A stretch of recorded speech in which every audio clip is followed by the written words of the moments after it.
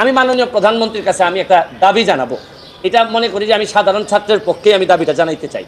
এইটা হচ্ছে গিয়ে যে এই প্রক্রিয়ায় হারুন সাহেবকে যেভাবে সরাই দেওয়া হয়েছে, এই প্রশাসনে মন্ত্রী থেকে শুরু করে এবং দলের নেতারা যারা এই কাজের সাথে ব্যর্থতার পরিচয় দিচ্ছেন, আমি দাবি জানাবো যে তাদেরকেও যদি এই জায়গাগুলো থেকে সরাই দেন, তাহলে আমার মনে হয় ছাত্রদের জন্য আরেকটি শান্তির মেইন এফেক্ট হচ্ছে গিয়ে ছাত্রছাত্রীদের মনে যে প্রভাব পড়ছে, এই প্রভাব থেকে বেরোয় আসতে হবে। এদেরকে একটা শান্তির জায়গায় সান্ত্বনা আমাদেরকে দিতে হবে, আমাদের কিছু লোককে এই জায়গা থেকে সরে যেতে হবে। প্রয়োজনে আমি ব্যারিস্টার সুমনের যদি মনে করেন যে এই পরিস্থিতি এরকম হয়, ছাত্ররা যদি মনে করে যে না আমি এমপি হিসাবে রিজাইন করলেও এদের জন্য শান্তি হবে, তাও দেশটার শান্তি হবে, আমি লিখে দিয়ে যাচ্ছি আমি রিজাইন করবো, নমনীয় অবশ্যই হবে। দেখেন এই যে প্রথমেই যারা এই ঘটনাতে বিভিন্নভাবে নিহত হয়েছেন তাদের আত্মার মাগফিরাত কামনা করতেছি।